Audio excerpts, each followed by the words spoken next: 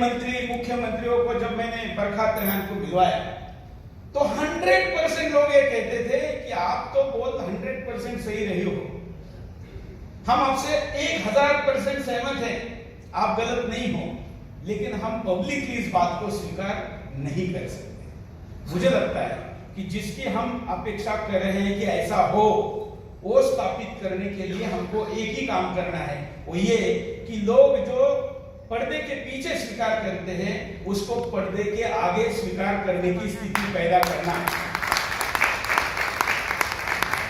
अब वो कैसे आएगी? मैं हमेशा किसी भी विषय को रखते समय स्थिति, कारण, परिणाम और उपाय रखता हूं। तो मैं कहूंगा कि उपाय क्या है, कैसे आएगी वो स्थिति? वो स्थिति दो तरीके से आएगी। एक आएगी कि जिसका हाथ टूटेगा उसके गले में पड़ेगा, तो फिर वो जज साहब भी क्यों ना हो, बड़े बड़े न्यायालयों के नाम लेने की आवश्यकता नहीं, उन पे भी झूठे आरोप होते हैं तो उनको पता चलता है कि एक आम आदमी कैसे पिसता होगा, कैसे उसकी हालत होती होगी और क्या क्या होता है,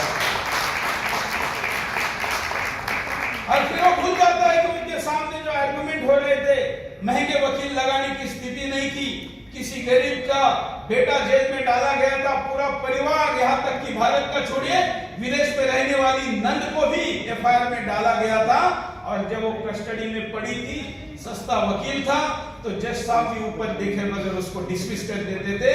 कितने लोग जेलों में सड़े, कितने लोगों की जिंदगियां बर्बाद हुई, कितने लोगों ने आत्महत्याएं की।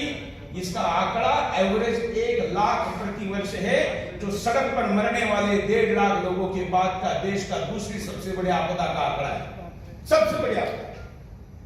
अगर इतना बड़ा आंकड़ा होने के बावजूद भी अगर हम नहीं समझ सकते, नहीं सुधर सकते, और कारण क्या है?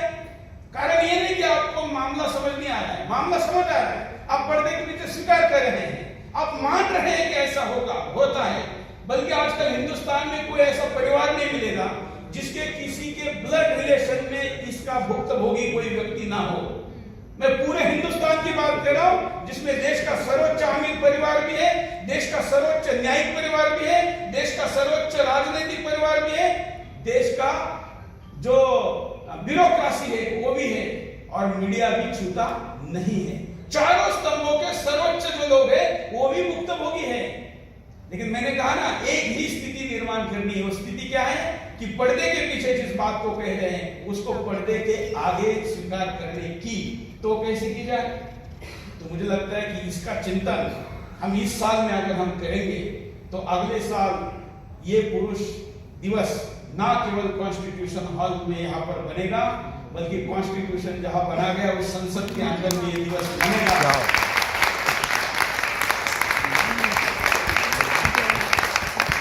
और वो मनवाने के लिए सुदर्शन इस मुहिम को हाथ में लेगा, ये वचन मैं आपको देता हूं।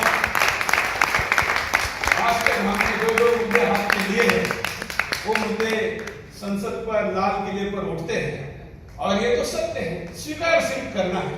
तो जब इतनी बड़ी बड़ी बातें हमने हिंदुस्तान के बारे में, उसकी राजनीति के बारे में, राजनीतिक लोगों के जीवन के बारे में स्वीकार की, तो इसको भी स्वीकार किया जाए।